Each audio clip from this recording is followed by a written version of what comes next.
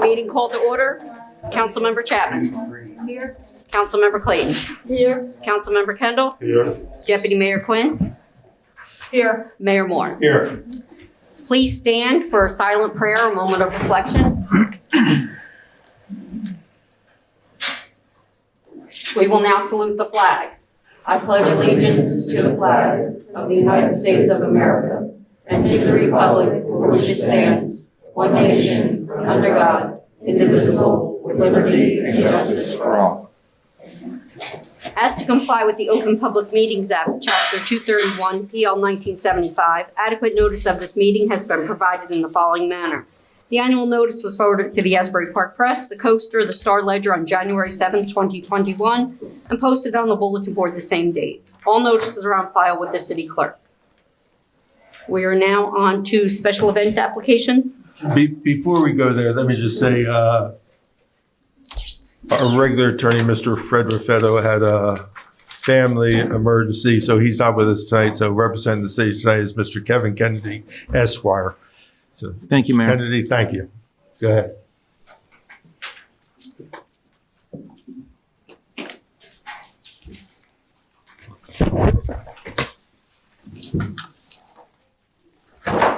Good evening, Mayor and Council.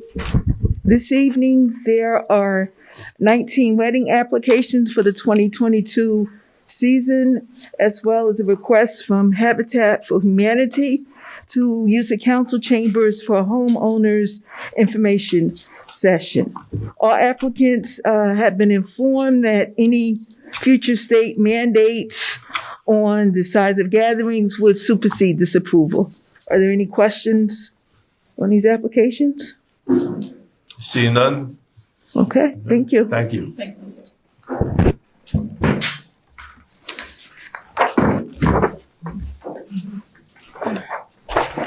We are now on to items to be presented. We have the transportation update by Michael Manzella, Director of Transportation.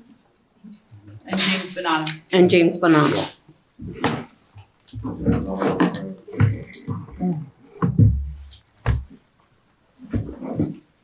Good evening, Mayor and Council. I was aware that the council wanted an update briefly on the transportation activities in our department throughout the year.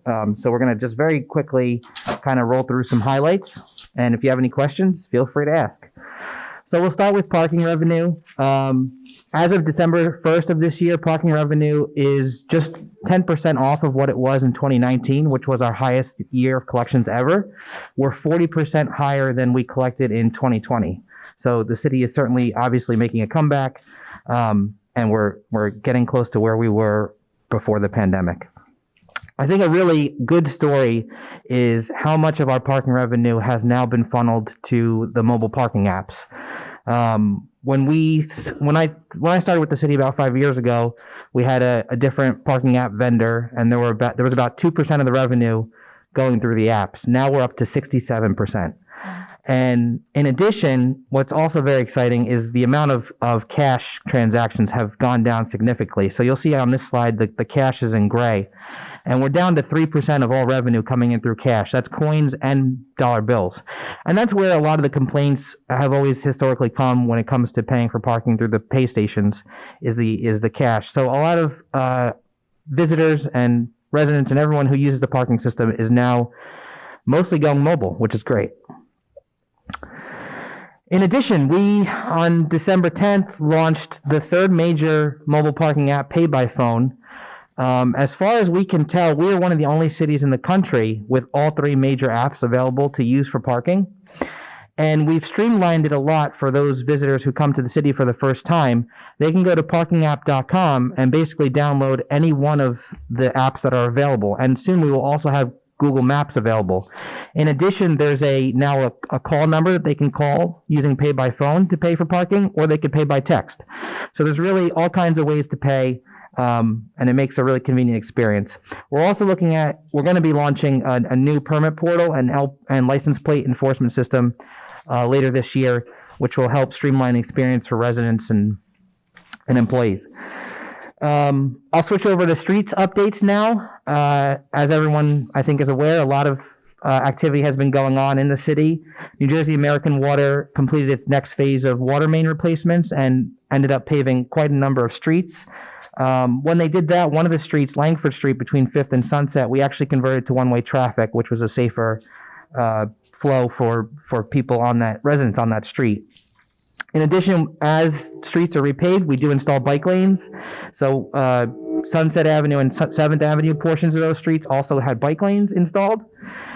We also paved, the city also paved one block of Emery Street, which was in really bad shape. And then we converted Emery Street between Sunset Avenue and 8th Avenue to its historic one-way configuration, which again helps from a safety perspective. Some of the ongoing projects, construction projects that are still underway, we have the traffic signal at Asbury Ridge. That is almost completed. We need JCP&L to move some power lines, and then that signal will be turned on in the spring. Bond Street between 5th Avenue and Summerfield Avenue, the council awarded a construction contract, and that will begin right as the new year begins. Next on the slate are Monroe Avenue between Memorial Drive and Prospect Avenue, and Comstock Street between Asbury Avenue and Prospect Avenue. And that's a full sewer replacement, curb, sidewalk, all that roadway. And that will begin later in 2022, as will Memorial Drive between Asbury Avenue and 6th Avenue. Some upcoming projects, some good news, our annual municipal aid project, which was submitted to NJDOT, was awarded, and that's 8th Avenue between Main Street and Kingsley Street, and that's another street that is in dire need of road repavement. So we anticipate that design work to begin sometime probably 2022, and construction will likely begin at the very beginning of 2023. And then, as this council approved the capital budget with some additional streets improvements money and some money in some previous ordinances, we do have some available to plan collectively as to what streets will be and what projects will be undertaken next year. In addition, there were a number of expansion of alternate side parking that has been requested by residents and vetted through the parking committee that the council did approve in 2019, but we did not implement in 2020 because of the pandemic.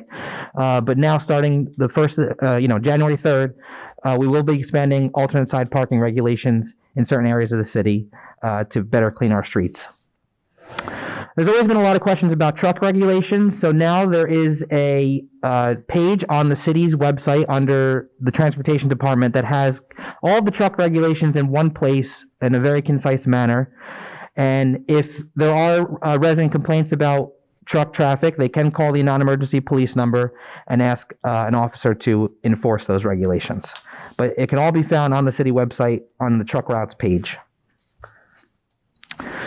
Now into some of the grant projects. I'm sure everyone has seen around the city, the Transit Village grant, the Wayfinding project. That's just about completed. There are a couple of directional signs that need to be installed still, but we have new gateway signs, which are on the left at every entrance to the city.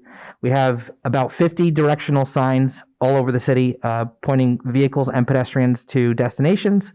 And there are 7 kiosks that were installed at transit locations and in parks throughout the city.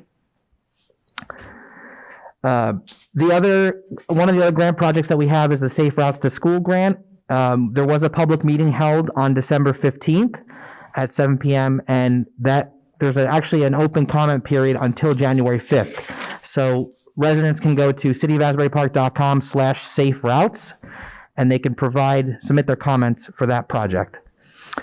In addition, there is a transportation alternatives grant project, and that's to install streetscaping on Main Street.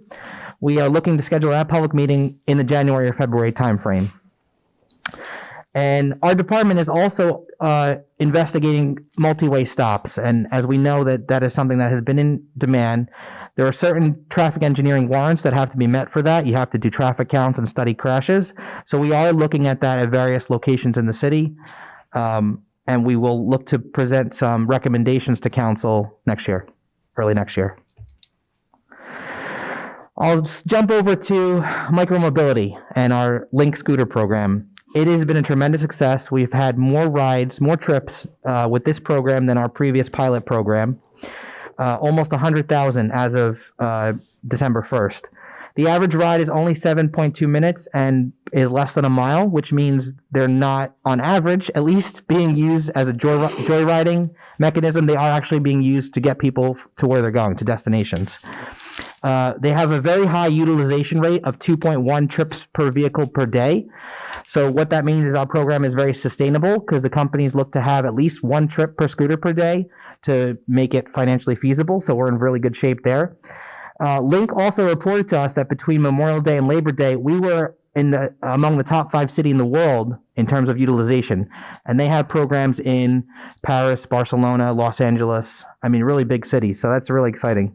These scooters were so much better too, Mike. They were like They're certainly more robust and safer to use. so much safer. And the other good benefit of that is this program is now a revenue generating program to the city. So in addition to the $50,000 that the vendor was able to provide up front with the RFP, in the 6 months since we've had the program, it's generated $31,800 for the city.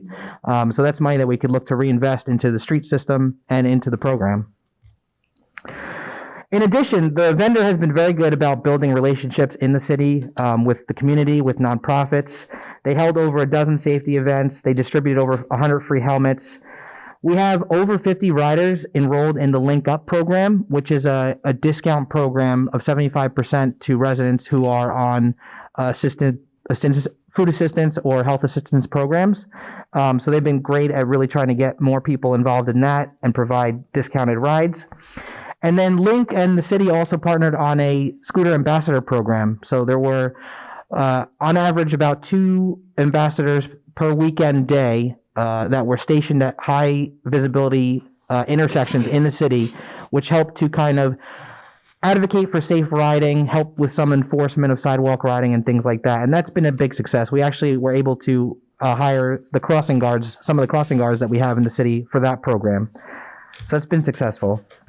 This map, very briefly, the other cool thing is we get to collect data about where folks are using micromobility, bikes and scooters, because of the scooter program. So you can see that they're really being utilized all over the city. The darker shades are the more frequent streets, and the lighter shades are the less frequent streets. But there really is a reach into all parts of the city, which is really important for us. We have partnered with Rutgers University. They are in the middle of a National Science Foundation grant. They're taking some of the data that we have from this program and looking at ways that safety can be improved. And we're actually going to be working with the university on a graduate school studio in the spring about ways that we can improve safety. I'll skip over now to bus shelters. They can be installed by NJ Transit at no cost to the city. We have requested that all of our bus stops have bus shelters. NJ Transit asked us to kind of phase it, so we provided 15 priority locations, and they're committing to 8 right now. So early next year, they're going to be installing bus shelters at 8 bus stop locations. And the priority locations that we provided from the city were on Springwood Avenue, Main Street, and Asbury Avenue. So we look forward to those getting underway very shortly. I'll talk very briefly about electrification, as it is an important part of the transportation outlook going forward. We have that partnership with GreenSpot and the installation of charging stations. They are actively working on getting the next 2 locations installed, and that is on 7th Avenue between Kingsley and Ocean, and on Springwood Avenue between Union and Sylvan. We are also going to be approaching the council and the planning board on an electric vehicle ordinance. There was a statute recently adopted by the state of New Jersey which required any new parking facility, whether private or public, to install a minimum amount of electric vehicle charging. So we will be adopting a local version of that statute by ordinance. And then we are exploring ways that we can convert our municipal fleet and electrify it. There's a lot of different ways to approach that, and we're still trying to figure out all the nuts and bolts of that. And then looking to the future, I know there is a desire from council to look at other public transit options that we can introduce to the city that might be minimal cost and provide a service to our residents. The Ride for Life program was a very successful program run by Easy Ride. It was funded by a Robert Wood Johnson Foundation grant. That grant did expire. However, there is some interest, I believe, in revisiting that program. So that's something we will be looking into. We're always assessing future grant opportunities to do additional safety projects. And of course, we have our bike and pedestrian master plan, and we're looking to complete that and the actions from that plan. So that was a very quick summary. And I just want to say a big thank you to James Venano, our transportation manager. None of this would have been possible this year without his help. As you know, I'm still overseeing the department, but have a lot of other things on my plate. And his help has been unquestionable. So thanks, James. Thank you. I would say a big thank you to both of you. It was a short presentation, but it was very well done, and it's amazing all the work you're doing. And I know you could add much more down the road. All the handicap spots we're adding, other things that we're doing throughout the city. Bangs Avenue, the busiest street in the city, was paved today. I forgot to mention that. Thank you. And that is the busiest street between City Hall and the post office. Yeah. So that was paved. And again, the numbers that Michael's given us as far as how many road miles and the percentage of streets in the past 5 years. And again, the key thing with Asbury Park is when we do a street, because of Mr. Bradley put in the first sewer system in the state, and it's the original terracotta. It's down 8 feet, but there's no sense milling and paving 2 inches and then leaving the old terracotta because you're going to rip it up. So do our streets cost more to get paved, and that's why they're not as fast as like some other towns?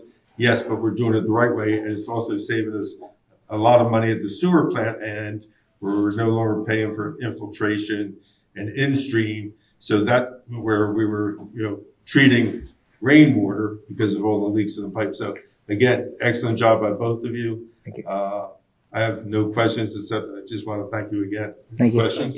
I have one. Are we bringing bike share back?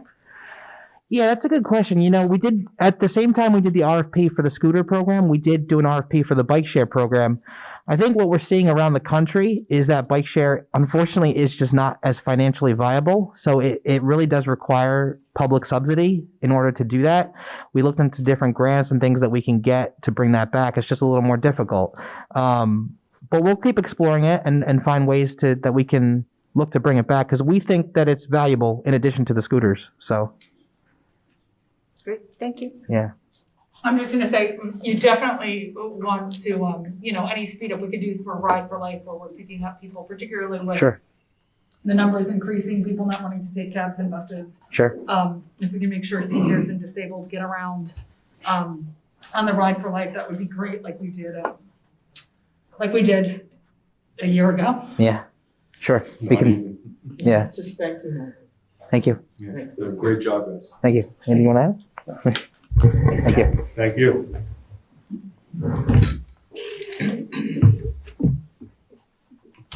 We will now move on to matters from City Council. Councilmember Chapman. Yeah, I just want to wish everybody a Merry Christmas, a happy holiday, a happy Kwanzaa, a happy weekend, whatever it is that you'll be doing this weekend. Stay safe, take care of yourselves, and take care of each other. Councilmember Clayton. I just would like to express my appreciation to all the organizations, the churches, the people who have come forth to help our community and everyone in our community have a Merry Christmas. So I am deeply appreciative of all the efforts, and the community has really come forth. So thank you and happy holidays. Councilmember Kendall. Basically, everything has been said, but I like to hear it from myself sometimes, because this council have worked hard all year long, have done a beautiful job. It's a lot of times you don't agree with us, and a lot of things that you might not understand. And I just want to wish you all a happy and healthy holiday, and everyone's around here. Stay safe, right? And continue to come out and see us next year. Be a part of us. Thank you. Deputy Mayor Quinn. Nothing. Mayor Moore. Okay, I'll go in a different order. Before I wish everybody a happy holiday, Merry Christmas, whatever you celebrate, I've got to plead, beg, whatever. hey guys, look at the news, read the papers, COVID's coming back. There's no question about it. Let's not go backwards. Please continue to wear your masks. Please, if you haven't gotten your vaccinations, get your vaccinations. If you haven't gotten your booster, get your booster. It's not just a question of helping others. It's a question about helping yourselves. It's also when I wish everybody a Merry Christmas and a Happy New Year and everything. I want to wish that also next year. And if we don't confront this now and don't stay vigilant, we're going to be doing this a year from now. So again, happy holidays to everybody, but please, please, please get your shots, wear your mask. Everybody have a great holiday. Just be careful. Be safe is all I can say. Just stay safe. Thank you. Matters from the city manager. Thanks, Millie. Just wanted to echo what Mayor Moore said about being safe. When you come visit us here at City Hall, we ask that you all wear your masks and respect one another and our employees because we've had a long year and a half, as we all have. And I just like to thank all the city employees for coming to work every day and being dedicated to being great public servants that they are and to continue being safe and healthy throughout the year. Thank you. Matters from the city attorney. Good evening. There is no report tonight. Thank you. Let me just add one thing and echo what Donna said. I thank all the city employees, police, fire, DPW, city hall staff, social services, senior center. I'm going to forget somebody. I apologize. And I thank who? No, and I thank, most importantly, I thank Donna and Michael for keeping us together during this year that's been very challenging for anybody. And Asbury Park is a challenge during a good year. So picture a abnormal year and how challenging it is. But Donna and Michael, thank you for everything you've done this year. Thank you. We are now on to the public participation portion of the meeting. May I have a motion to open the public comment portion of the meeting with a 3-minute time limit for each speaker? Move it. Second? All in favor? Aye. The meeting is now open to the public. Any members of the public who would like to be heard, please go to the mic, state your name and address for the record, and each speaker will have 3 minutes. Now, just so everybody knows, anybody can talk about anything they want to now. Hold on one second. Anybody can talk about anything they want to now for the 3 minutes. If you're here just for the ordinance that's coming up in a little bit, and if you want to save your remarks to then, totally your call, but you can speak now, especially if you have to leave. So no problem. Anybody can speak about anything they want. Go ahead. Can you hear me through the mic or? Yep. Okay. I'm Kathleen Muma, 1104 Sunset Ave. I'd like to say Merry Christmas, Happy Holidays to everyone here. Thank you very much for all that you do. I have a question and a comment, so I'll start with my question and then go to my comment. My question is, has there been any progress on making these meetings a hybrid format so people can join by Zoom or in person? Is my question. And then my comment is about the amendments to the rent leveling ordinance. I'm here to encourage you to please pass this ordinance. I think that it has some great changes in it. The 3.5% cap on increases, the 60 days notice for rental increases, and requiring landlords to register with their properties. I wrote to you in April about the ordinance that's currently in place, and my main sticking point with that one was the increases allowed annually were based on the 3.5% or the CPI, whichever is greater. To me, that was not in the spirit of governing for the people of Asbury Park, 80% of whom are renters. So I think that the new cap that's in place or that's being proposed is a lot more reasonable. And I would encourage you to pass it. You know, the landlords group that has opposed the referendum vote in April and also this new amendment is funded by the New Jersey Real Estate Lobbyist Group. And that's all, you know, that's fine. That's what Citizens United versus the FEC allows, is for corporations to have more power than citizens.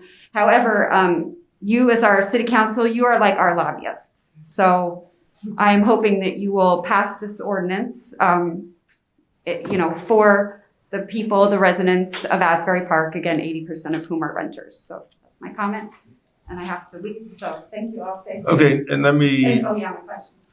answer your question. At this point in time, no, we're not looking at a hybrid half and half, just because there have been some legal issues when that's done where people said they tried to get in, they couldn't get in. So at this point in time, the answer is no, but with what's coming around in January, we don't know what's going to happen. So, Maybe there could be like a legal, like you sign up on Zoom at your own risk, kind of. Or like if you can't get in, at least there's some options. That's all. So. Okay, we'll definitely look into that, and hopefully we don't have to go that way. But the way the world's going, I think in January we could be doing something different than this. Okay, thank you all. Wish you again. Thank you. Have a great holiday.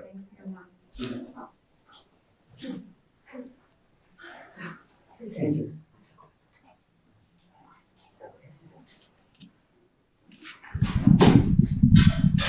short. Hi, Andrea Goldman, 7th Avenue. I too am in support of the amendments, but I mostly want to talk about what the opposition is saying, because I think a lot of us can talk about why the amendments are good, and I'm really excited that you guys put these out. But I want to talk about what the people who are opposed to it are saying. So there was a flyer mailed out that basically reveals that they're opposed to rent control, this new amendment, not for the reasons they state in it, but for the things that they don't say. So things that they said in there, right, was that smaller landlords can't handle the confusing paperwork. That's condescending as hell. And then the quote, smaller homeowners, they say that you've designed these ordinances to put them in violation and fine them. That's kind of rude and mean and nasty and deceptive. And they're saying that about you guys. They say that paperwork, not only is that confusing, it's also considered investigating to collect data. All of this is devastating. So the thing is, actually, all those things that they're mentioning, I think they're already in the ordinance. The one that the same mailer called it the rent control we want. They called it all sensible, but now it's all not. So you got to think, well, what's the stuff they do care about? Probably the things that are in the amendments that aren't mentioned, right? Such as the rent cap, adding more tenants, accountability, transparency, all those things. They don't mention that, but that's the stuff that changed. And so I think, take all this stuff with a grain of salt. They all said it was sensible, but suddenly it's not. I don't think so. And it was called Here We Go Again. It's already been there. And so, as William Blake said, right, about bad faith, he said, a truth that's told with bad intent beats all the lies you can invent. Just remember, they have no support. Nobody is coming out on their side because they know the things they want aren't okay. So they have to pay for it with a lobbyist. They have to pay for it with PACs, right? Realtor PACs. Nobody thinks that these amendments are bad. We all like them, right? And so I'd be suspicious if the only people opposed to them are the ones who want all the money, who don't live here and are lobbyists and are PACs. Like she said, Citizens United did this. Anyway, so I want to talk about all the good stuff, right? I want to say that I'm really excited for the accountability, transparency parts of these. That's what improving an ordinance is. You guys said that you could change it, and you are, so that's great. You're making it easier for landlords, frankly. But if you pass these, I will say that it will keep us safe. Take care of yourself, take care of each other, like Chapman just said. That's what it is. I think you guys are doing great. You're making it for the better. You're following through. And what a great thing to do for the holidays. It's not rushed. You said that, Amy said in a op-ed that you guys really took care in considering this, I mean, what a good thing you guys are doing. So thank you, and please vote yes for that. Thank you. Okay. I'm just going to reiterate, obviously we can't tell you what to say during public session, but there's going to be a public portion related just to the rent control ordinance. Yeah. So listen, no one's here to stop you from saying whatever you want to say right now, but go back to work. Gotcha. But there's going to be a public portion part for that as well. Just a reminder. The bus covers. That's awesome. Good. All right. Thanks for hearing that. And just remember what I said an hour from now. Thank you. Good to see you. Tracy Rogers, 1034 Sewell Avenue. First, I want to wish everybody happy holiday, happy New Year. And I want to thank Mike Manzella for all the times I've come up here and I've complained about a lot of the things that he's getting accomplished in the lighting, the street lights. I love to ride on Comstock over by, I play with it, but sometimes what car I'm driving, I love going over it, but fix it. But the link has been excellent. I've seen, and I don't want to age discriminate, I've seen women that look like they were about 80 years old riding the scooter, which was amazing because I'm somewhat scared of it myself. So, these are the things that make us progressive. These are the things that are going to make us the best city in the, and also some of the things that we're going to work on. Now, I know we're going to discuss the rent control, but I do have to get up and discuss some of these negative and these tactics that are just ridiculous. One, if anyone wants to know about $500,000 to implement this, right now, Hoboken, call up the city, find out how many staff they have. They can you can actually register online in Hoboken. Jersey City is also automated. That has rent control. So these things will cut costs and substantially help us in our process. So all these falsehoods about what we had before was property taxes going up. Let's stop this. People need help. And this is not a game. I know a lot of people want to make money. You want to hide your interest. You want to hide your responsibility. But this is a business. You guys are business people. Let's stop the game. These are people's lives. 39% of African Americans were pushed out of the city in the last 10 years. If we had rent control then, that wouldn't have happened. Let's stop these archaic nonsense and PACs and everything else, because a lot of truths are going to come out and a lot of people are not going to like them. So let's try to compromise and get this thing together. We support what this council is doing. They stepped up. They said if it needed to be changed, they would do it. We honored that. Do we agree with everything? But no, we feel it's going in the right direction. So it's about the people in this community, the people that live here. And let's remember that. Thank you. Hi, Matthew Sigmund, 700 Emory Street. Going to swing the pendulum slightly. Happy holidays to all. Just reading what was public knowledge. I'm not going to say what I want or you want or what they want, but 1,104 people voted no and voted for your ordinance. 637 people voted yes for the other ordinance. 6 months later, we're changing it. And no one has complained about being charged too much from their landlord. Why? Why are we going to overturn 1,100 people's interests? Why are we doing that? There's an RFP for a new attorney to do the rent leveling board. Why don't we table this vote and wait for that person, if you're going to look for a new attorney, to give us guidance on it? I don't understand why we're still doing this circle of what needs to be changed. I've had nice conversations with all of you, mostly off topic. I had a lovely cup of tea with Yvonne yesterday and got to know her really well. I'll give you everything you want. If you want to do, not that it's mine to give, obviously, but you want to make it 5, 3 units, 4 units, 6 units, 1 unit, do it. We can change it within 6 months if it doesn't work, right? That's what the power's there. You want to make it a floor, a cap, a this, a that for CPI? Do it. If there's hyperinflation, we'll have to come back here and ask your permission, please. As landlords, we're getting killed because it's 12% inflation. I've talked about the hardship versus vacancy decontrol. I'm just not going to do a facade. If my facade's falling down, I'm not going to go before the hardship committee and then lose my ability for 2 or 3 years to do vacancy decontrol in a unit. That's not financially feasible. All those could be changed. Those are minor details.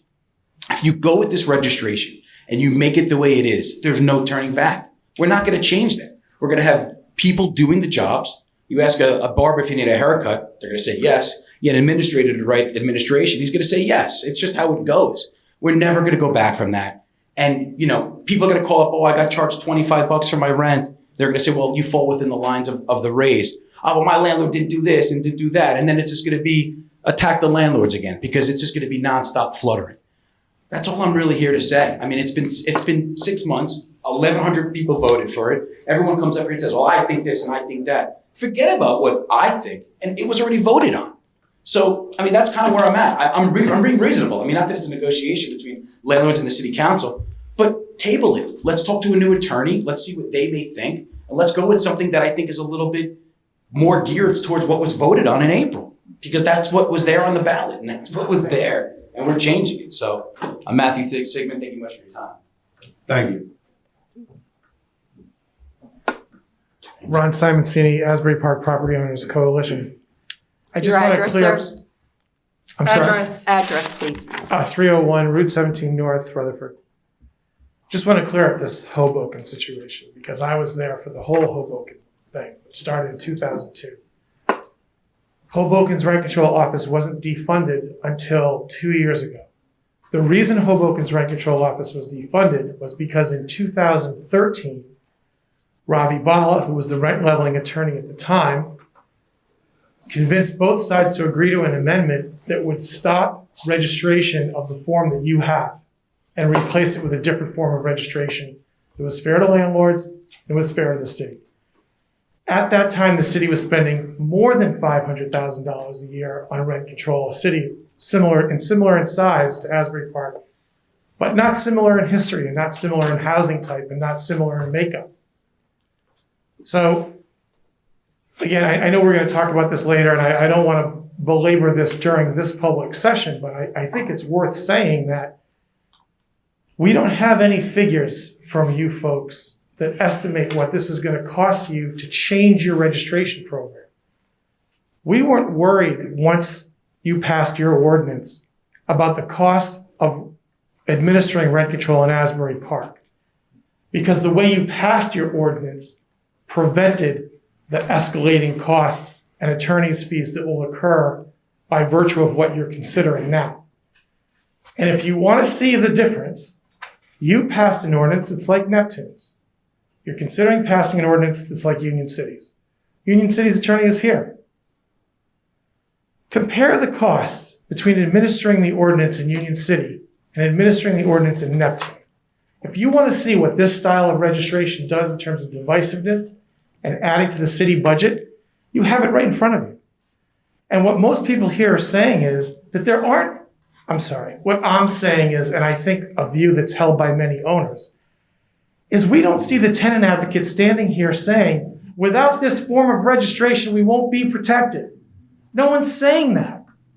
You have disclosure in your ordinance. It's insisted. You can be fined without it. You have an annual reminder of your status under rent control in the lease. The tenants can do the math of 3.5% or CPI, whatever the annual increase is, without needing a registration function. And I will tell you why the reference was made to fining small homeowners. It's because at your last rent control committee meeting, your own rent control administrator referenced it and saying, this will generate revenue for us. That's why that's out there. Thank you. Thank you.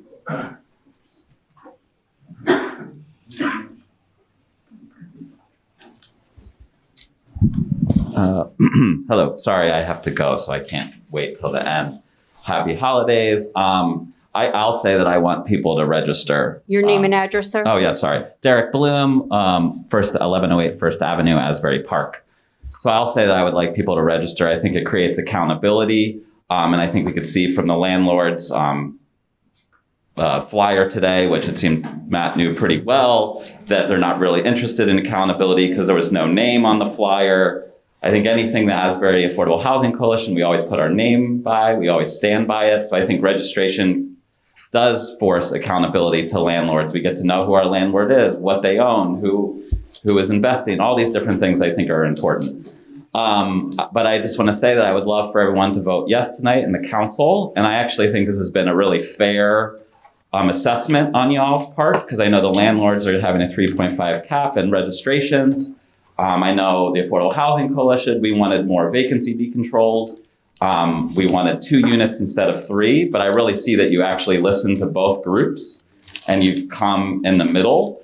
And I think that's what a city council does, is it listens to all the groups. And I think you've done that very well. So I want to just commend you on that. I think this is actually a moderate ordinance. I would also say that, again, kind of just commenting on what Matt said, people voted against the Affordable Housing Coalition's ordinance. They didn't necessarily just vote for your ordinance. But when I remember a lot of you saying, the city council members, when you wrote your ordinance, one of the reasons you wrote it and the thing you liked best upon it, and that you promoted, because I door knocked and I talked to hundreds of Asbury residents during that campaign, and they would quote you and saying, well, we like this ordinance because it can be changed. So I think the voters knew that this ordinance could be changed, and they liked the fact that it could be changed. They didn't like our ordinance because it couldn't be changed in 3 years, and maybe it was too far left. So I just think, speaking on that, the fact that you're changing it as is what you talked about doing publicly many times. You said that it can be changed, and as you study and realize there needs to be more protections for renters, that you would be able to add to it as you would study it. So really, I thank you for doing this work, for listening to both sides, for coming in the middle. I know some sides aren't getting what they want, but I think that's sometimes just has to happen.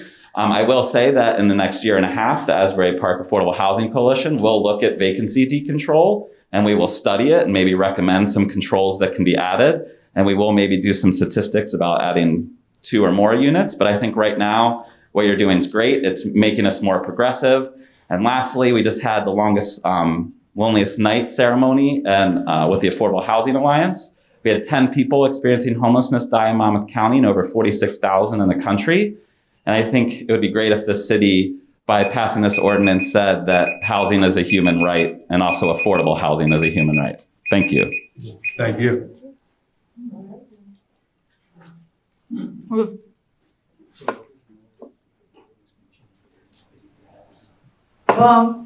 Linda Phillips, 1110 and a half Fifth Avenue, Asbury Park. I'm also speaking now because, well, I have 2 things. I'll say the first thing about this meeting. I'm here because it's an important issue. I wish I was on a Zoom meeting. I'm going to be going to see a friend this weekend who's immunocompromised, and I'm trying to stay away from crowds and people. But I'm here because I think it's important, and I want you to know my opinion. So I hope that you do consider the Zoom choice seriously because of what's happening with the virus right now. But my main comment is just basically, I was going to say a lot of the things that Derek said. I think you guys are doing a great job at looking at all sides and figuring out what needs to be done with this ordinance. And I really, as a renter, I'm a renter now, and I'm about to retire, so I'm going to have less money. So I appreciate that the compromise that you're making between the landlords and the renters on coming to a medium number, because I think having the CPI high or low is so, it's the numbers are in different directions, and one time it could benefit the renters and another time it could benefit the landlords, but having it be a middle number, I think is fair to all sides, and I really appreciate that. That's my comment. Thank you. Move to close. Second. All in favor? No. Keep Sorry. You're gonna have a public portion. No, there's something I wanted to speak about that. It's not about, Okay. but Anybody else who wants to talk, I'm sorry. please get up in line. Mine isn't about, I'll say that to the public portion part, but mine is about the police and crisis, especially about youth. This past State your name and weekend, address for the record. can you hear me? Oh, Felicia Simmons, 1034 Sewell Avenue, Asbury Park. You can take your mask off if you want, Felicia. I know, I don't want to. No, I didn't hear you. You said police. Okay, You said all right. police and something. So the police were called, so a young person, a family member was having a crisis. The police did not know the protocol about crisis, especially when it's dealing with youth. Right now, mental health and other things are running rampant. The protocol when someone comes or to anyone's house in crisis is that you call the crisis director, the person that came out, the person who is certified into understanding what crisis is, what mental health is. As much as I love your police officers, some of them are very close to my heart. They are not certified counselors. We shouldn't have to go into long histories of what's happened in the past. What we should do is say, family member says there's crisis. And okay, we're going to call the crisis somebody certified in that field. We have to be better at it. We've lost lives here by the police and throughout with mental health and other things going on. So when we come out, and I did a complaint that night, I called the shift commander because nothing wound up happening. And, you know, we got it together, but in the end, it shouldn't have to go that route. Something dangerous could have happened and it would have been on the side of the police. So again, we need a more standard practice of maybe a better education with the police officers in training. And again, the outreach coordinators. That's it. And we need to, you know, Mental Health Month is coming up. And we need to really look in the post-traumatic stress of all the people going through after surviving the pandemic, the young people who came out of the pandemic that haven't been treated because their parents don't know how to be treated. And then when the uptick and maybe having the young people again push back into the house with all these different things happening in the world, we need to be the progressive city that we are and be ahead of the tail instead of behind the tail and make sure that we have all the great things that come out to support our community members.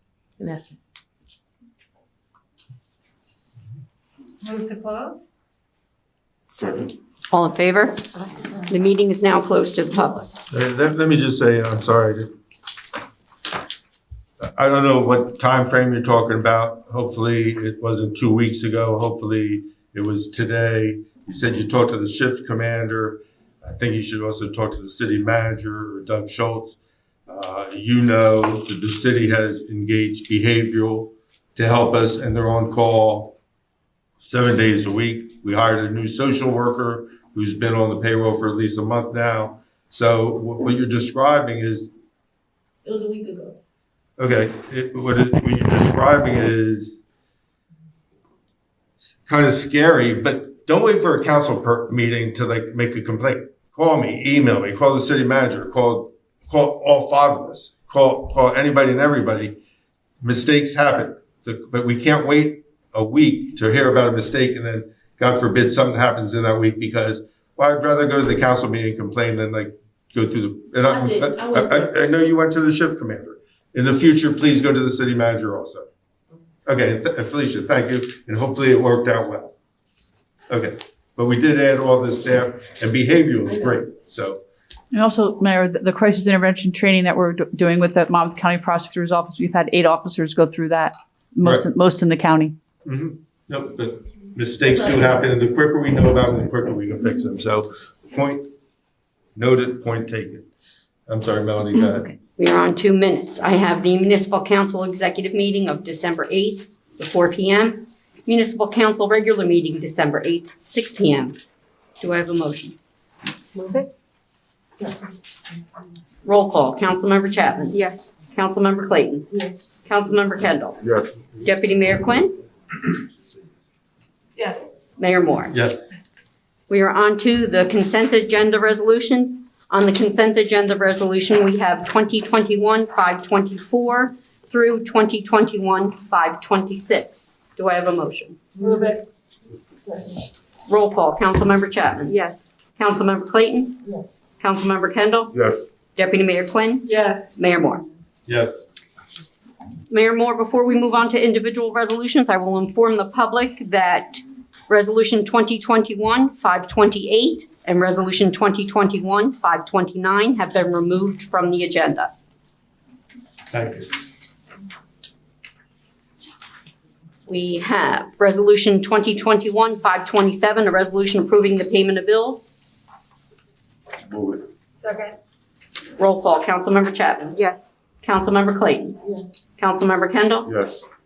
Deputy Mayor Quinn? Yes. Mayor Moore? No. Resolution 2021-530, a resolution authorizing repairs needed at the fire department. Move it. Second? Roll call. Councilmember Chapman? Yes. Councilmember Clayton? Yes. Councilmember Kendall? Yes. Deputy Mayor Quinn? Yes. Mayor Moore? Yes. Resolution 2021-531, a resolution awarding a contract to Millennium Communications Group for camera repairs at various locations citywide. Move it. Second. Roll call. Councilmember Chapman? Yes. Councilmember Clayton? Yes. Councilmember Kendall? Yes. Deputy Mayor Quinn? Yes. Mayor Moore? Yes. Resolution 2021-532, a resolution authorizing the amendment of repairs to the 2018 Ford Explorer Police Interceptor vehicle. Move it. Second. Roll call. Councilmember Chapman? Yes. Councilmember Clayton? Yes. Councilmember Kendall? Yes. Deputy Mayor Quinn? Yes. Mayor Moore? Yes. Resolution 2021-533, a resolution authorizing the purchase of uniforms for the police department. Move it. Second. Roll call. Councilmember Chapman? Yes. Councilmember Clayton? Yes. Councilmember Kendall? Yes. Deputy Mayor Quinn? Yes. Mayor Moore? Yes. Resolution 2021-534, a resolution authorizing the reprogramming of the 2019 CDBG funds to be used for a food assistance program. Move it.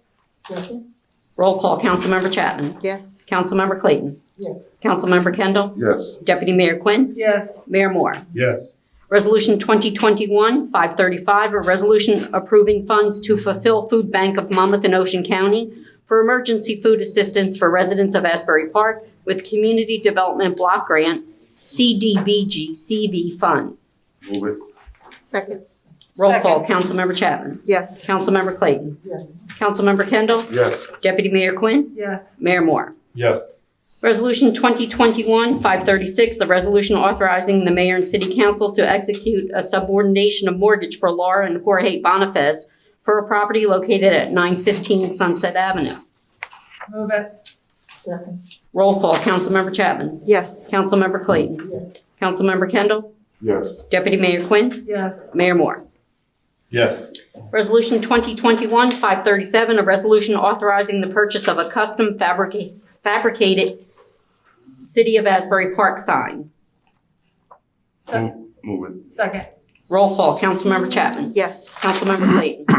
Councilmember Kendall? Yes. Deputy Mayor Quinn? Yes. Mayor Moore? Yes. We are now on. Melody, excuse me, I think we missed Resolution 516, We did. referring 1201 Memorial to the Oh, we planning did. board. I'm sorry. Thank you. Thank you. Resolution 2021-516, a resolution of the City of Asbury Park referring the proposed redevelopment plan for 1201 Memorial Drive, City of Asbury Park, Monmouth County, Block 203, Lot 5, dated November 30th, 2021, in accordance with the local redevelopment and housing law, NJSA 40A:12A. Move it. Second. Roll call. Councilmember Chapman? Yes. Councilmember Clayton? Yes. Councilmember Kendall? Yes. Deputy Mayor Quinn? Yes. Mayor Moore? No. Thank you for that.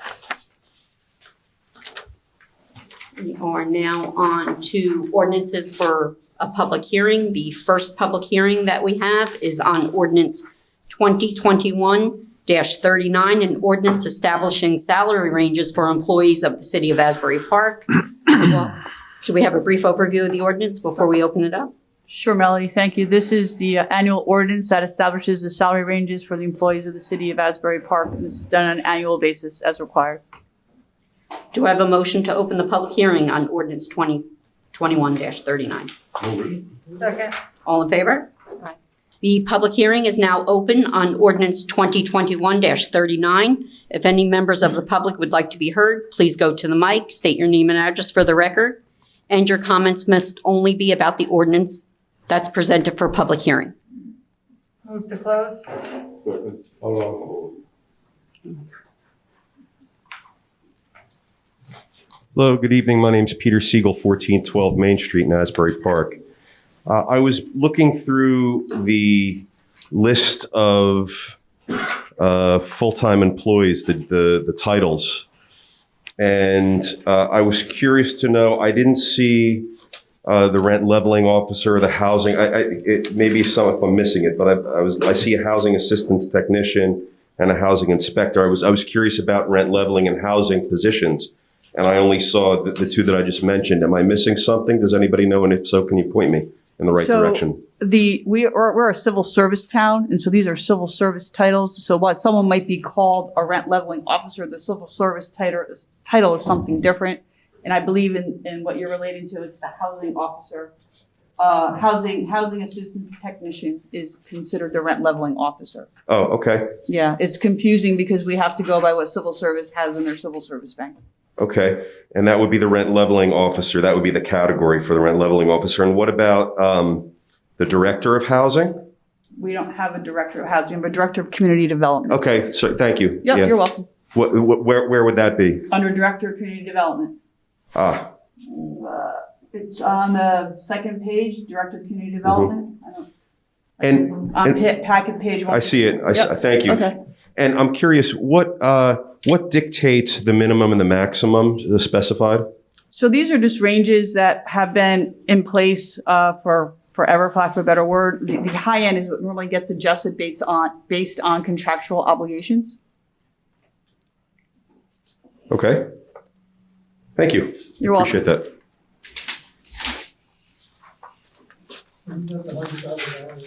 Do any of the members of the public wish to be heard? Second. All in favor? The public hearing is now closed on ordinance 2021-39. Do I have a motion to adopt ordinance 2021-39? Move it. Roll call. Councilmember Chapman. Yes. Councilmember Clayton. Yes. Councilmember Kendall. Yes. Deputy Mayor Quinn. Yes. Mayor Moore. Yes. Ordinance 2021-39 has been adopted. The second ordinance up for public hearing is ordinance 2021-40, an ordinance amending Chapter 15 entitled Rent Leveling Regulations of the Code of the City of Asbury Park. We will have a brief overview. Yes. Sure. Kennedy Williams. Good evening. On March 10th, 2021, the Asbury Park City Council adopted ordinance number 2021-5, which established rent leveling regulations for the city. Since that time that ordinance was initially implemented, the mayor and council, with input from staff and professionals, have determined that certain revisions to the ordinance would be beneficial to the city. In that regard, the ordinance which is under consideration this evening, which is ordinance number 2021-40, this ordinance will amend the existing ordinance in a number of respects, including, but not limited to, the following. The reference to the consumer price index is being removed, as the CPI will no longer serve as the basis for potential rent increases. Additionally, the responsibilities and powers of the Rent Leveling Board and the Rent Regulation Officer are being clarified. Next, the applicability of the city's rent control restrictions is being expanded to apply to dwellings containing 3 or more units instead of 5 or more units.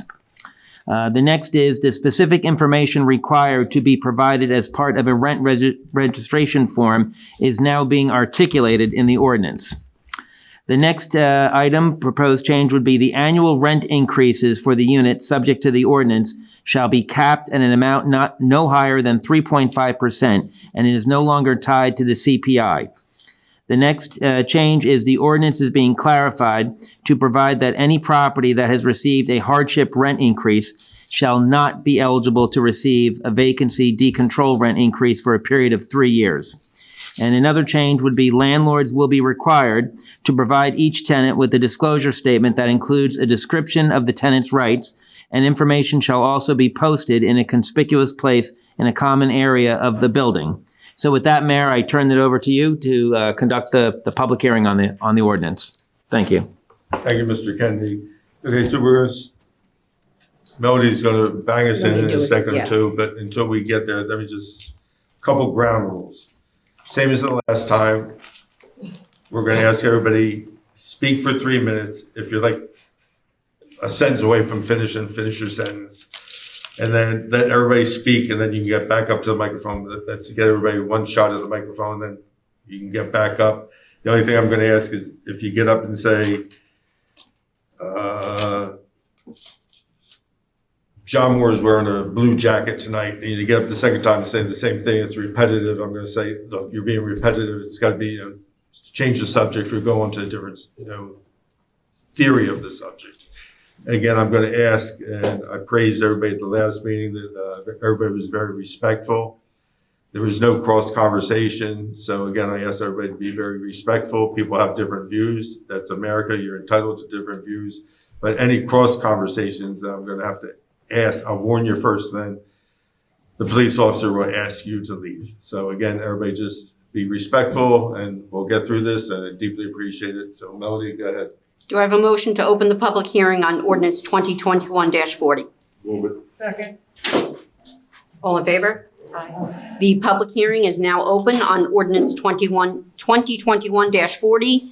Any members of the public who would like to be heard, please go to the mic. You must state your name and address for the record, and your comments can only be about the ordinance being presented for public hearing. Thank you. Hi, my name is Wendy Smith, and I live on Racket Road in Wall, recently moved from 508 Monroe. I also manage the RE/MAX Gateway office at 501 Grand. Many of you were there for our grand opening 5 years ago. And I'm the current 2021 president of the Monmouth Ocean Regional Realtors. I'm here representing Monmouth Ocean Regional Realtors this evening and to raise our concerns and speak in opposition to Ordinance 2021-40, the revisions to Asbury Park's rent control ordinance. Monmouth Ocean Regional Realtors have several areas of concern which we have previously raised in writing on November 30th with this ordinance, specifically concerning portions of section 15-3 and 15-7 of this ordinance. However, before I discuss those, I'd also like to raise a concern with amending this ordinance less than 1 year after 62% of the residents of Asbury Park voted to maintain the ordinance the council is proposing to change tonight to that of something they defeated earlier this year. We believe the council should hold off on changing this ordinance to let what is currently on the books, which we did support when it was adopted by this council, work for the residents of Asbury Park. First, we're severely concerned with the opposed to section 15-7B, which sets the allowable maximum rent increase 3.5%. As you know, under Asbury Park's current ordinance, this is set at the consumer price index or 3.5%, whichever is higher. Monmouth Ocean Regional Realtors believe that the option to allow rents to increase by the CPI should remain, especially at a time when the CPI will make it more expensive for landlords to be able to properly maintain their properties, which, as you know, is extremely important so that the homes of all Asbury Park renters are safe and properly maintained. Second, we are also concerned with decreasing the number of units in a home, which would trigger the provisions of rent control under the proposed ordinance. Decreasing this number from 5 to 3 will impact smaller mom and pop landlords who may not have the same ability to maintain their properties if they are subject to rent control as larger landlords would. This would especially be the case if the ability to raise rents by the CPI were eliminated by this ordinance. At the very least, Monmouth Ocean Regional Realtors would recommend, rather than decreasing the number of units from 5 to 3, that the council consider only decreasing the number of units triggering rent control from 5 to 4. In closing, on behalf of the Monmouth Ocean Regional Realtors, I am asking that the council either table ordinance 2021-40 or vote no on this ordinance. We would be happy to meet with any interested council members to discuss these concerns, so if changes are made to be made in the future, that they be done in a way that will benefit all parties involved and ensure that rentals are affordable and safe in Asbury Park. And thank you very much for your time. Thank you, Ms. Smith. Thank you. Alex Krasutsky, 610 Sewell Ave. First, I want to commend the council for, again, responding in the timely way that they did. I think at this point, most folk know where I stand and know where my lone disappointment is in this ordinance, which is having the total units at 3 instead of 2. I can understand why, you don't include single units. I think somebody who's paying a single unit rent in Asbury, most likely a condo, is probably doing pretty well. That being said, the one thing this process has really elucidated for me is how much common ground and goodwill that exists naturally between both the Property Owners Coalition as well as the Affordable Housing Coalition. I just want to make clear, I do support these amendments tonight, but I think one thing that's clear due to the division here in the community is we're going to have to revisit this again. And I think, and I'm hoping that the next time that we go through this, that it can be done with enough preliminary discussion between the Affordable Housing Coalition as well as the Property Owners Coalition so that we can establish the places where we disagree and establish the places, more importantly, where we do agree, both as it pertains to accommodating our own positions as well as the position of the other side. That being said, I also want to make clear the reason that I really do support these provisions, even though I do think that before we address vacancy decontrol, we should have addressed bringing the units down to 2. I don't know who's going to be there to tell all of those units, including, one of my best friends, Matt Daniels, and his mother, when they're kicked out, if their rent's raised by $1,000, because you're basically saying that's fine. But I just want to instill one thing here. I know that this process of coming to these 3 amendments was very chaotic, But I do believe that out of this chaos did come something that is actually very good and is very workable. And even if you look at the vacancy decontrol provisions, I think that what is that really ensuring here? That unscrupulous landlords do not get a competitive edge, that those landlords who want to get in under the wire or not maintain their properties because they want to push their tenants out, that they're not given a competitive advantage to those landlords that I know exist in this town that do right by their tenants. And I think that this is a step in the right direction as it pertains to preserving that. Now, I think one thing's for certain, that, again, there's going to need to be some changes in the future. But I think that this is good starting ground, and I do urge the council to pass these amendments. Thank you. Thank you. Good evening, Shirley Coos Davis, 603 First Avenue. I'd like to say thank you for even considering these amendments. Now, I do like to say that when everything was voted, because everyone keeps bringing that up, it was said that we can amend it. You said that if things weren't working or if we saw that something needed to be fine-tuned, we were going to do that. And that's what's happening.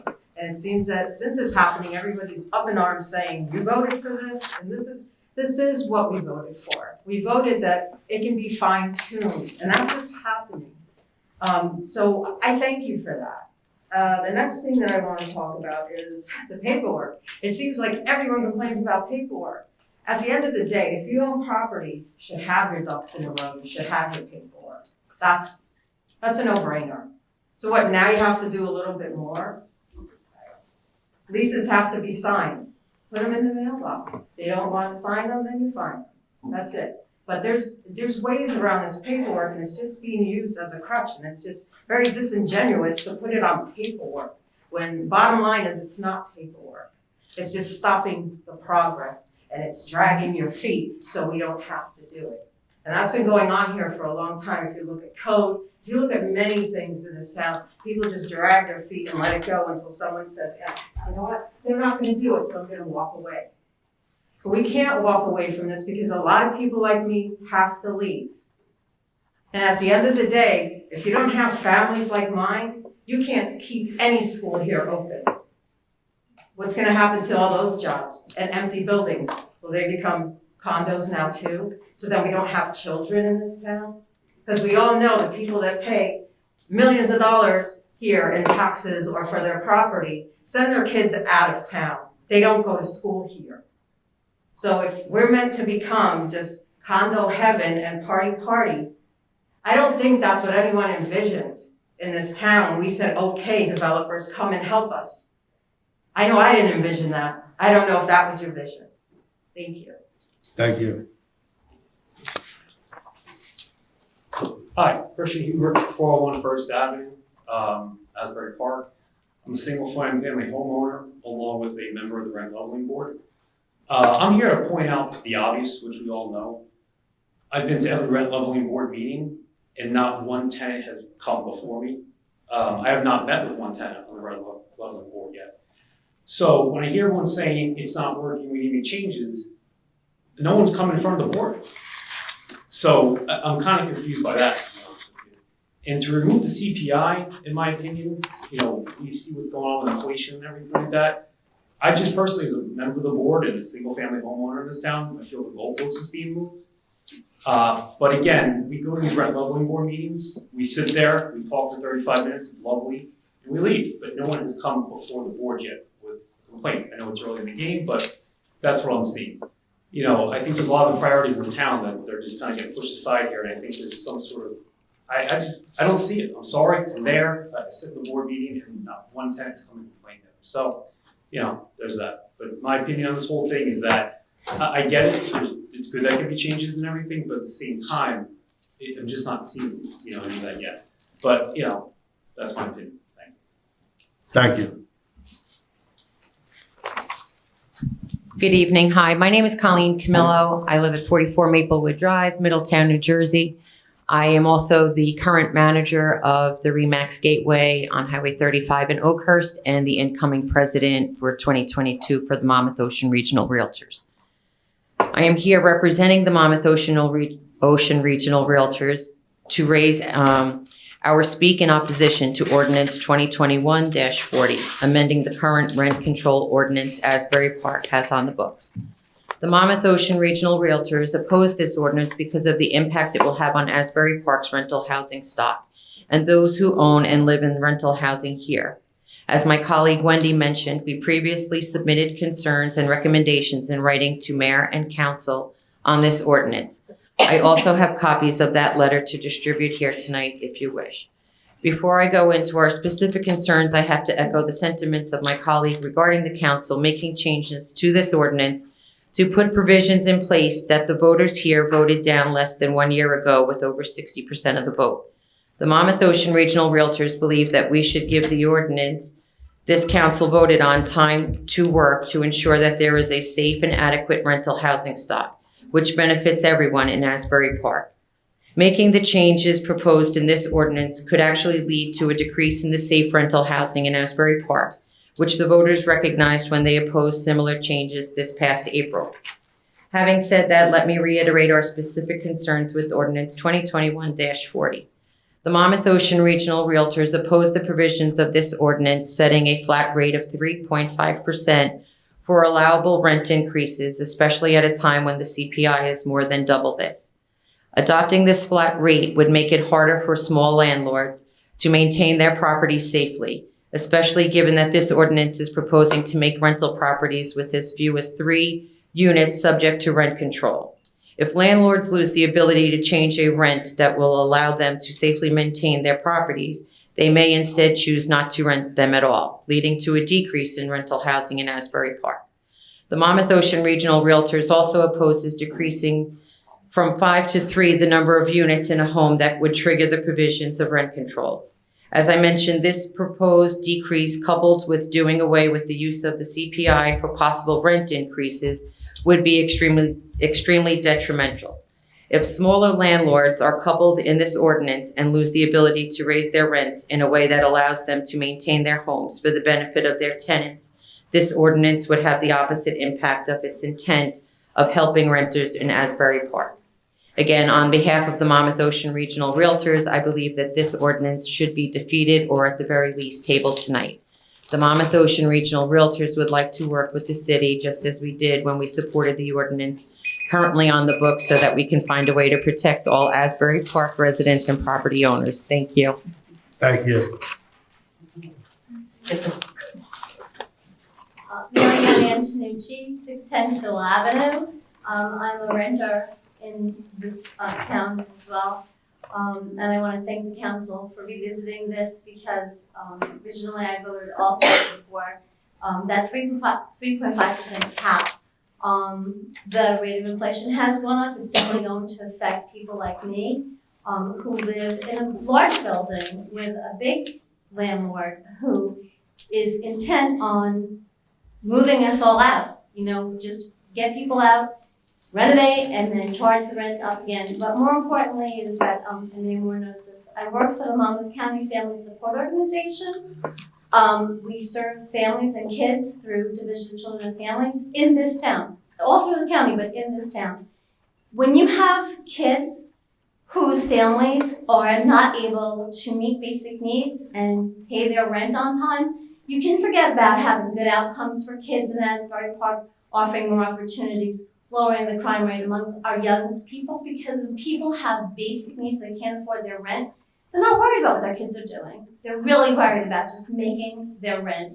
And when you walk in some of the homes that I've been in with slumlords and people who are charging rent and just slapping on some paint, they may be accepting Section 8, but they're not really taking care of the things that they need to take care of. You really have to say, what are we doing here? 3.5% rent cap is perfect. If you're tying it to the rate of inflation, some of the people in this town they don't even know what that is. They don't even know what that is. So when you're talking about people with families, and to speak to your point, do you want families here? Do you want kids to be here? Then do you want your schools to stay open? Then we have to maintain that 3.5% cap. And that's really, really important. That's all I can say. Thank you. Thank you. Matt Daniels, 1026 Monroe Avenue, Asbury Park, New Jersey. I would too like to echo the sentiments of my fellow members of the Asbury Park Affordable Housing Coalition and commend you guys for your forwardness and coming up with these amendments and, bringing some change to something that you guys said you would do. Do I think that this is the end of this?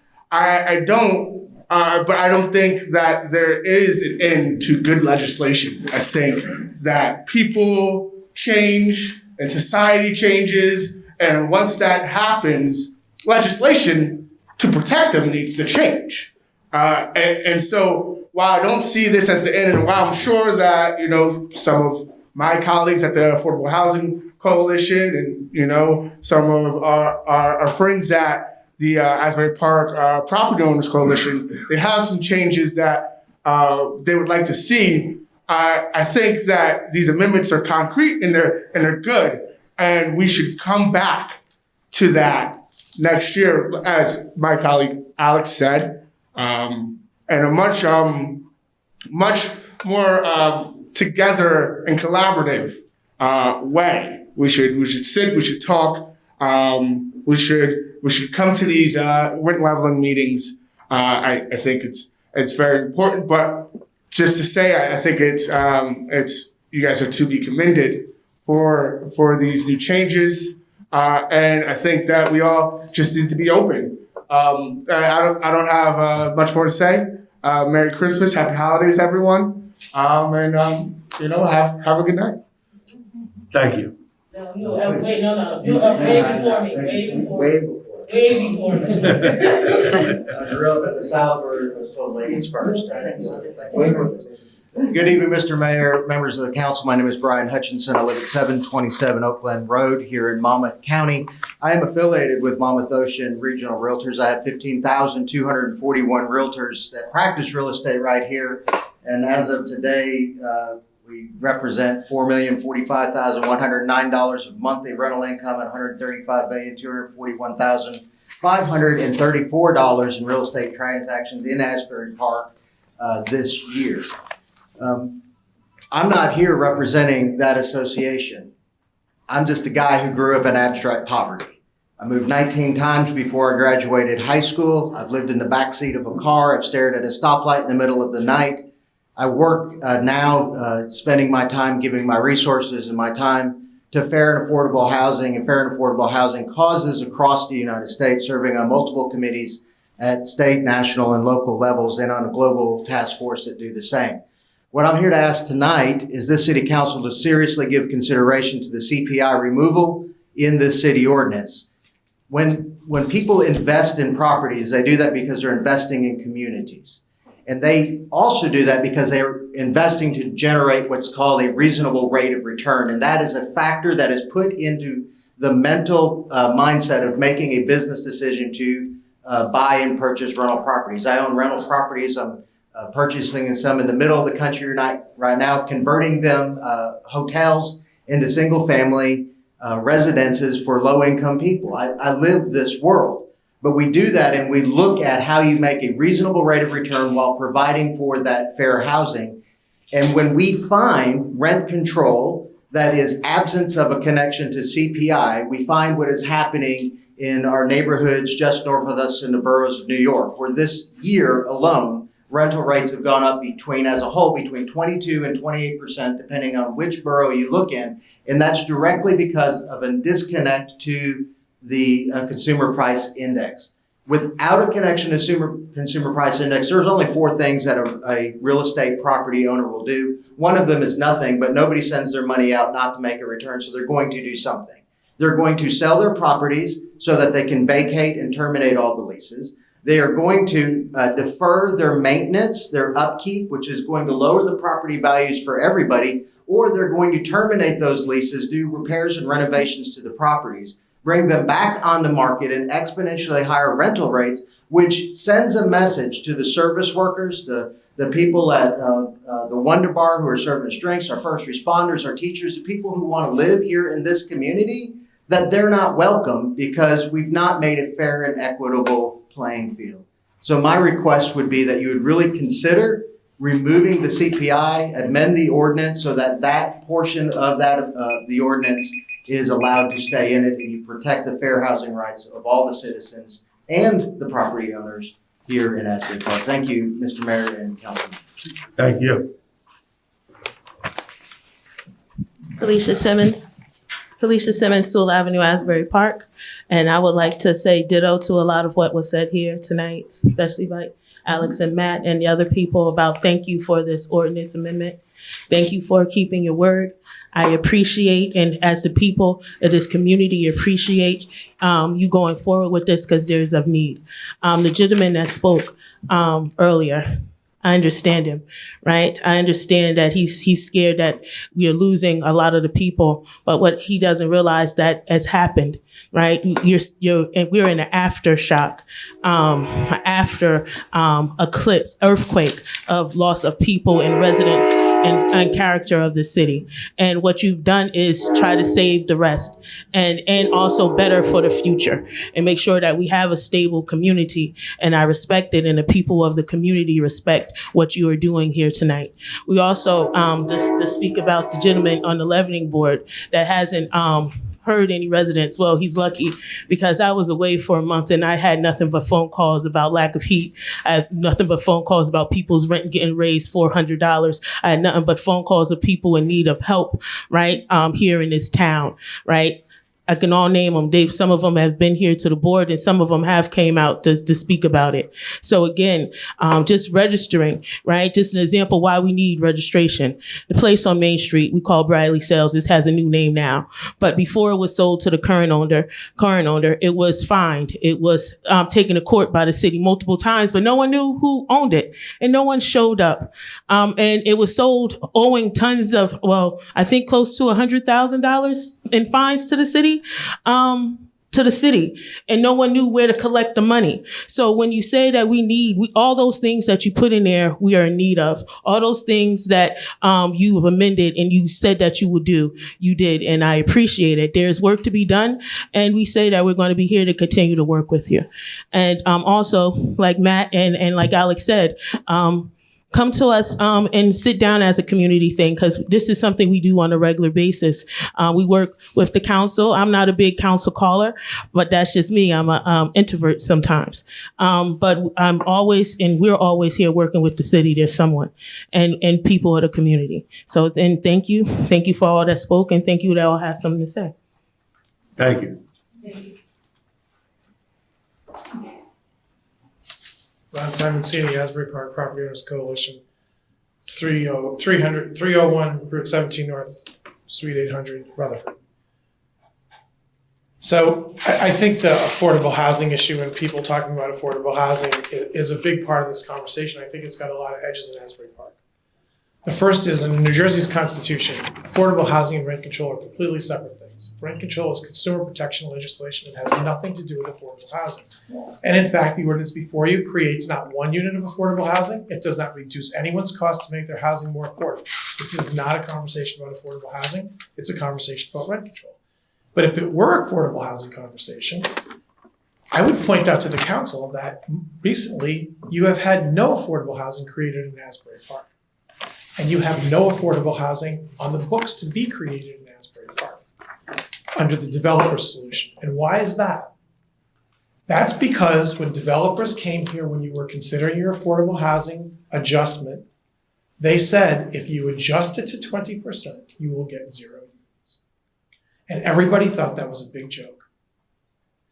Now, how do you feel about the provision of affordable housing in Asbury Park now? Now, that's not happening simply because people like these sincere people, I don't know any of these people from the realtors. I've never met them. I know people from the realtors organization at the state level. I don't know them, but I can tell you that they've done the analysis, that we've all read the Brookings Institute report, which was done by a group of tenants and property owners and concluded exactly the opposite of what you're concluding about rent control. It concluded that you needed CPI increases. It concluded that you should not discourage the development of relations between tenants in the town and the municipality that were fair and equitable. This is not fair and equitable. And so you're going to ignore us tonight, pass this ordinance, and you're going to have the same outcome that you had when you passed the affordable housing ordinance. We're here because we did the work and we understand the dynamics. We don't oppose the rent control ordinance that you passed. We oppose the rent control ordinance that you're now passing. It's not a tweak, and I know I'm going to end up having to come back up here and make these other points. This isn't a tweak.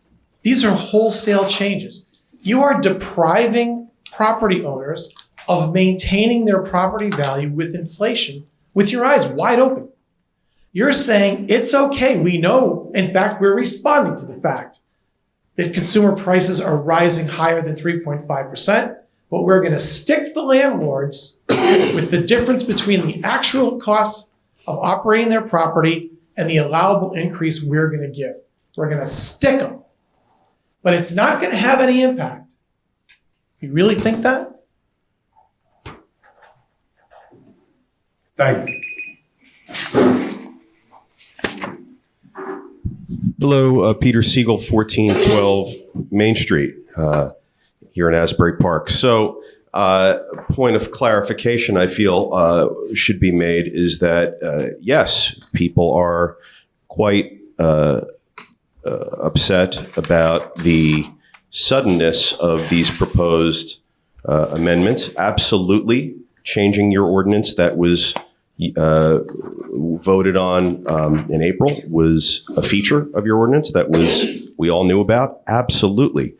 But in conjunction with that, it was changing your ordinance after seeing how it works for a year or a year and a half. This is 3 months later. Why is it 3 months later? Because these proposed amendments came about in September, 3 months after June 1st, when your ordinance took effect. So, proposed amendments took 3 months without one complaint from a tenant, with several rent leveling board meetings canceled because there was no activity. And that's not what was discussed. So yeah, that's why people are upset. And there's a lot of dissent and there's a lot of objection out there. We have a lot of the same faces in the room here every other Wednesday night when we're talking about these and other issues. But there's a lot of confusion and a lot of people are upset about why we're having this discussion 3 months, now 6 months after the June 1st ordinance took effect. Additionally, all happening on the heels of an RFP out to replace the current rent leveling attorney. How is that good policy? How is it good policy for everybody? We're talking about everybody getting together, collaborating, having more discussion, more transparency. How is that any of those things when we're thinking about potentially replacing the rent leveling board attorney, who's a subject of federal lawsuits, who's been sort of squirmy, and now we're going to introduce policy that this person had a hand in writing? I don't know. Just seems like not what the community's calling for. And, look, I appreciate the time. I reached out to and spoke with many of you this past week, and I appreciate you guys for getting back to me and for your time here tonight. And please consider a table so that we have enough time to really discuss this. 3 months, now 6 months, and it's many major changes happening at once. Perhaps let's consider voting them in and reviewing them one by one over a little bit of time. If you lose 4, 6, or 8 weeks here, I don't know what the big deal is. Let's table this. Thanks so much. Thank you. Has anybody who's going to speak not spoken yet? Because if not, there's not going to be a third go around. So if somebody wants to speak before Mr. Sonorosi. No, you already spoke. I know, I'm getting mine. Okay, yeah, but if there's anybody who hasn't spoken, go now or, okay, thank you.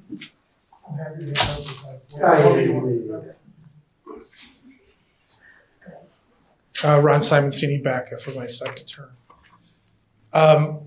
I don't have much more. I have been to every rent leveling board meeting here, and I've been to about 500 over my time working on this stuff. And I think there's an authenticity issue relative to this board. The first one is At the last rent board meeting, the rent administrator said that the only function of the rent leveling board was to hear disputes. 1515 used to read, "This is hereby created a rent leveling board, also referred to as the board, to administer this chapter." Before you ever made these changes on an administrative level, before this, anyone became before this council, on an administrative level, the housing administrator and the rent leveling board attorney deprived that rent leveling board of administering the ordinance of their own accord. The meeting prior, the statement was made by the housing administrator that this board could not discuss any policies related to the rent leveling ordinance. I got up in the public session and said, how can you possibly say that? This board has its own meeting. It can bring up new business whenever it wants. And I challenged the rent leveling board attorney with that question. And he said, well, nobody asked me. I have to tell you, in the spirit of governance, somebody should have corrected both of those comments as they were being made because they were incorrect. And you have to wonder about the motivations of people. And did they just forget? Well, that's not a good sign. Or were they misrepresenting themselves? Not a good sign. And I think everybody here is saying the smart thing to do is table this thing. And I'll make one more comment about why I think tabling is the right thing to do. I think each of you 5 should be able to vote on amendments that are material. Now, I would view this as an entirely new ordinance that you're voting on, and so you're striking the ordinance, you're repealing it. What you really should be saying is, we are repealing and replacing with a new ordinance. But if you're truly voting on amendments, which is how you're selling this thing, vote on them one at a time, so we can hear each of you vote on every consequential matter. I'd like to hear who votes for vacancy decontrol and who doesn't.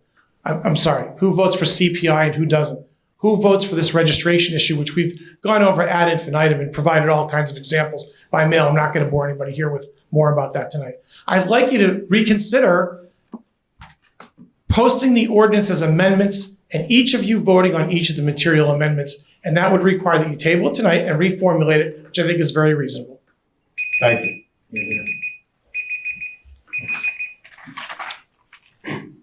Alice Trzaskowski, 610 Sewell Ave. I just wanted to address a couple things that have been brought up, particularly by the Monmouth and Ocean Realtors. CPI keeps being referenced as something that affects landlords. Well, CPI actually doesn't just affect landlords. Inflation actually affects everybody. And I drive to Trenton Monday through Friday. Gas is more expensive than it used to be. That hurts me in paying for rent. Food is more expensive. Everything is more expensive. And I think that many of your tenants would understand if some more serious contractual work that you need to get done to maintain your properties, maybe gets done at a slower pace because of the fact that inflation is so high. But I would hope you're getting it done, unlike what another speaker had suggested, which was just terminating the lease so that they can get vacancy decontrol, which this brings me back to my point about CPI as well. You still do have CPI. You got better than CPI. You got whatever you can imagine somebody would possibly pay for a unit in Asbury Park. Because if they vacate that unit, you can charge whatever you want.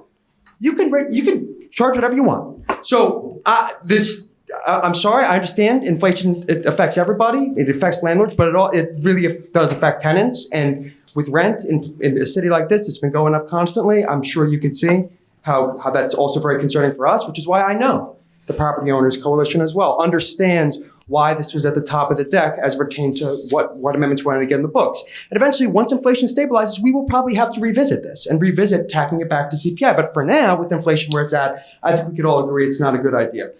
When we reference 61, we should please stop saying 61% of the city voted the ordinance down. It was probably one of the lowest turnout elections in Asbury Park's history, held on April 20th in a special election. And 61% was the percentage that voted no of the entire amount of people that voted. I think the vote total worked out to 1,000 and change in a city of over 15,000 people. The lack of activity on the rent leveling board. Look, We all know how hard it was to let people know how they could get vaccinated to save their lives. I'm sorry, but I'm sure tenants, particularly those who are struggling to afford their rent, are probably not aware of these rules. And that's why having tenants' rights clearly posted, with the lease, I think is a beneficial part of the First Amendment as it pertains to record keeping. Whether or not that can be simplified down the road, like the property owners were discussing, I think is an open discussion. But I think of the points that I just listed, especially the very concerning public comment by another speaker saying that they would have landlords terminate leases to take advantage of vacancy decontrol or defer maintenance that could lead to unsafe housing. That's a threat to this community, and I won't stand for it. Thank you. Thank you.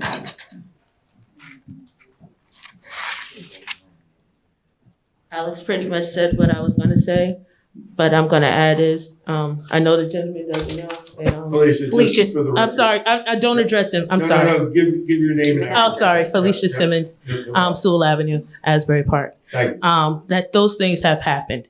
And again, that's why I commend you, because people have terminated leases, people have raised leases, people have deferred maintenance on apartments and still charged high rents. Have went from that property that I was telling you about on Main Street, the rent went from $700 to close to $1,000, right? To the poorest of the poor. The poorest of the poor, the poorest of the afflicted, are in these places that are scared because they can't say anything about them raising rent because they're scared they don't have a place to go after that because the housing market has stilled. They can charge whatever they want to Asbury Park, right? Because previous to you, there was no one putting any kind of safeguards in for the people of the community, and these are safeguards to the community. And in fact, when we first in a housing coalition, we put in a 3.5 tied to the CPI, right? It was said CPI haven't went up in 20 years, right? We haven't seen anything over 1%. Why would you say 3? We haven't seen anything over 1.8% in almost 20 years. Well, what happened? A pandemic, global crisis, and the CPI about to go through the roof possibly. But in the end, like Alex said, we have to protect the most vulnerable. We have to make sure that there is not a even more overwhelming homelessness epidemic. All right, you have to just stabilize the hemorrhaging of the people and their needs. And I just want to again commend you and say thank you for what you're doing. There is work to be done. Again, sit with everybody, but that's work that has to be done. And no one's going to come out happy, but these things need to be done and good legislation that you're putting forward. So again, thank you, and thank you for the community. Thank you. Brian Hutchinson, and I want to take a moment just to make sure that I clarify my comments. In case there's misconstrued by this council as they take those comments into consideration, I am not advocating that landlords or property owners would take those actions by any means whatsoever.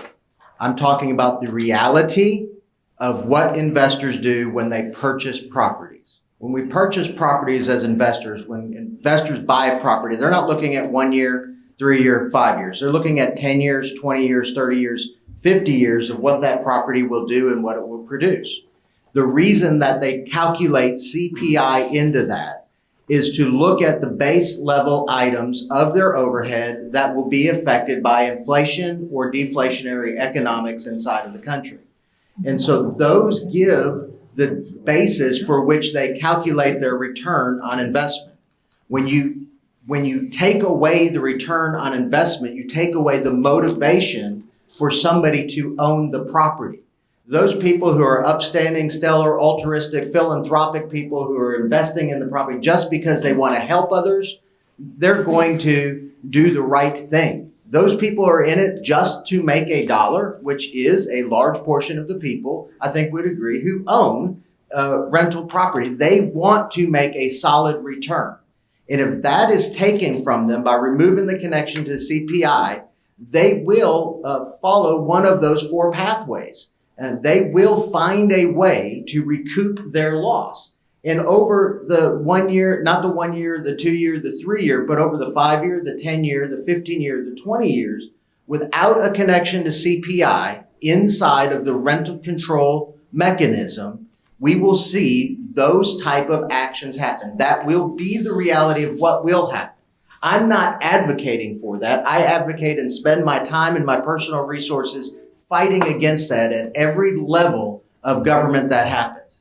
But I am here tonight to say that to this city council, the very reality of what will happen if you remove CPI is that, and that is witnessed by what's happening just north of us right now in the boroughs of New York, where in this past year, we have seen those rental rates go up between 22 and 28%. And it was done through 3 of those mechanisms that I presented to this council tonight. Is it right? Absolutely no. It is not right. But if we're talking about providing safe and secure housing for people, then that has to be a consideration that is spread over everybody. Those people who are renting the property and living there, and those people who own the property. The safest, most secure, and most equitable way of doing that is to have a connection to CPI. And so I'd ask you to amend that motion, the ordinance, to remove to include CPI in your calculation. Thank you, Mr. Mayor. Thank you. Please, no, please.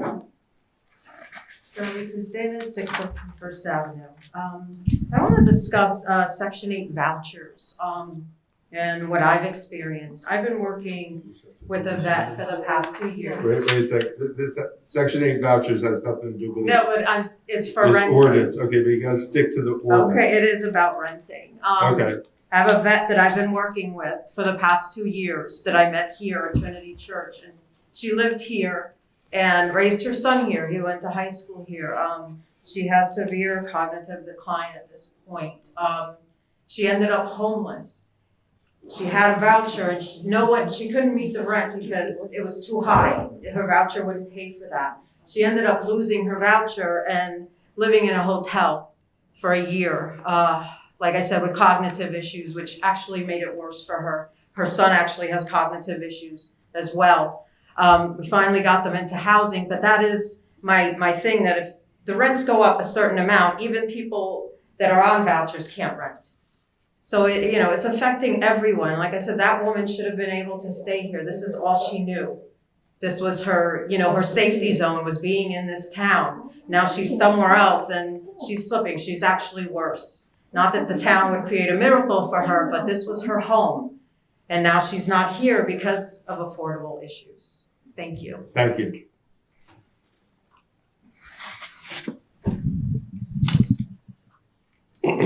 Hello again, Peter Siegel, 1412 Main Street here in Asbury Park. As I look around the room, I don't see anybody else that can make the statements. My friend, Mr. Sigmund here could, so I thought I was the only one from a property management company. Allow me please to share with you some metrics, some current metrics.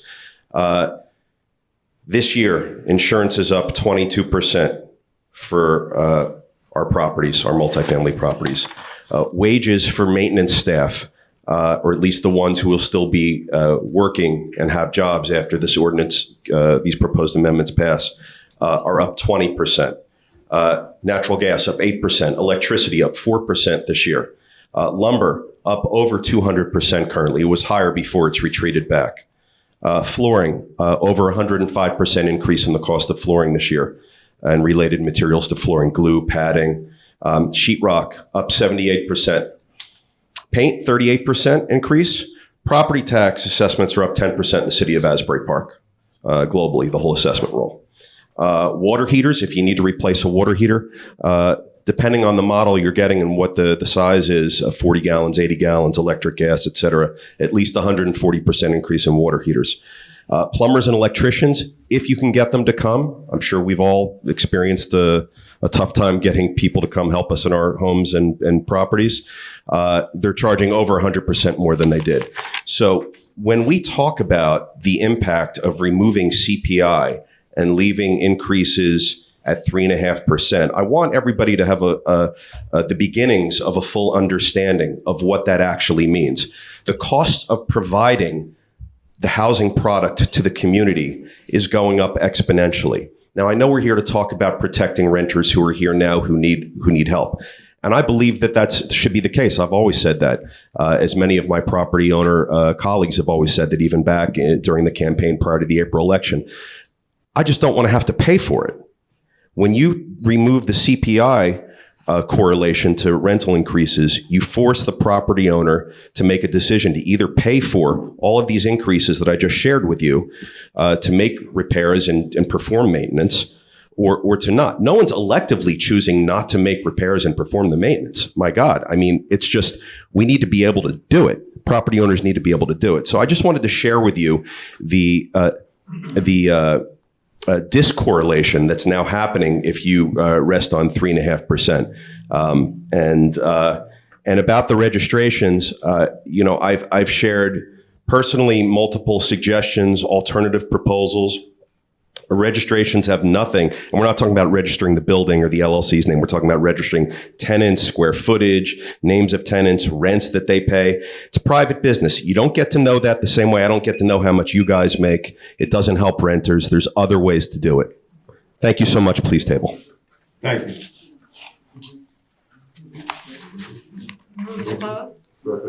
All in favor? Aye. The public hearing is now closed on ordinance 2021-40. Do I have a motion? Move it. Roll call. Councilmember Chapman. No, I feel that we've gotten a tremendous amount of feedback. No, we moved the ordinance. Okay, then yes. What, to close? Yes. No. What are we taking? We a vote moved on? the ordinance. Right. Okay, well, who moved in here second? Me. Me and Jesse. Okay. And then we move to roll You call. just went Okay, a little bit too fast. Okay. So roll call, Councilmember Chapman is no. Councilmember Clayton. Yes. Councilmember Kendall. Yes. Deputy Mayor Quinn. I'm a yes, Melanie, and I'm also going to say a few words. And if everyone can bear with me, because this is a topic I'm passionate about. Ron, maybe before you came here, you didn't hear us passing on a development on Memorial that is 20% affordable. Today we did that. So just so you know, development is happening, and it's including affordable. So when you Google Asbury Park, or you check hashtags on Instagram, the most recognizable words in that are diversity, arts, and culture, right? Which is, I think, why probably all of us moved to Asbury Park. And the way you keep those three things is you keep economic diversity in Asbury Park. And so the percentage of Asbury Park students, I thank Peter for throwing metrics out, the percentage of Asbury Park students on free and reduced lunch is 92.3%. The state average on free and reduced lunch is 40%. So you can see Asbury's considerably higher. Over a quarter of the population in Asbury Park lives in poverty, at or near the poverty level. And our census numbers had decreases across the board, but certainly the most staggering was a 30% decrease in the Black population in Asbury Park. The full-time students in Asbury Park have decreased about 125 a year. Joe Grillo's here if you need to check my numbers, about 250 over the last 2 years. So why do I bring all this stuff up, and why am I passionate about this topic? So the average, as of December 15th, one bedroom in Asbury Park went for $1,863. That is the average. The industry standard that qualifies you for apartments is about 30% of your income. That's generally what real estate agents, because I was on your websites looking. If we say $55,000 a year is a decent income, does that qualify for the $1,800 apartment? It doesn't. If we say 60 is a decent income, does that qualify for that apartment? It does not. If we say 65 a year, does that qualify for this apartment? It does not. $75,000 a year qualifies for the average one-bedroom apartment in Asbury Park. And keep in mind the numbers of poverty that I've already said to you about Asbury. And that's average. So what I was sent for the last week was the high end. And the high end for a 1-bedroom apartment in Asbury Park is over $2,400. You want to live in that apartment, you need to make over $100,000 a year to qualify for that apartment as per the real estate standards. And God forbid you want a family in Asbury and you need a 2-bedroom. Well, you better not get frisky, because if you do, it's going to cost you. And $3,000, over $3,000 is a 2-bedroom apartment in Asbury Park. And you need to make a whopping $130,000 to get in that apartment. So, when we use words like arts and culture and diversity, right, which we all believe in, we are pricing that out because we are pricing out the economic diversity. And I don't want to hear about we need more time, because Yvonne and I spent a year on short-term rentals. Our lives were essentially risked, and we banned them or greatly reduced them. In 2020, we did the 20% set aside for new development. People said that was too fast. Yvonne and I worked on that for 2 years. 2 years, and we moved too fast on that one. And then rent control, we're moving too fast.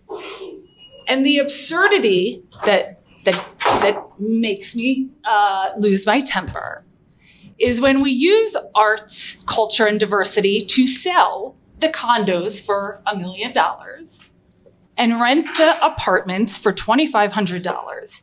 And we take no responsibility to try to keep those people here. So this council, or a majority of us, take it very, very seriously to try to keep those 3 things in Asbury Park and keep economic diversity here. I tried to keep it short more. I tried.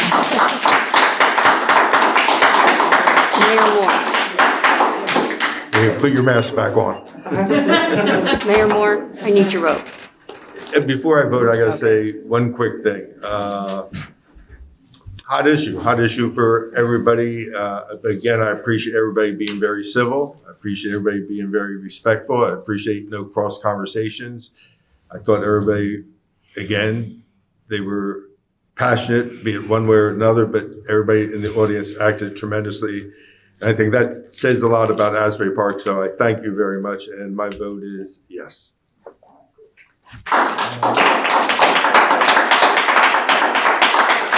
We're now on to adjournment. Move to adjourn. All in favor?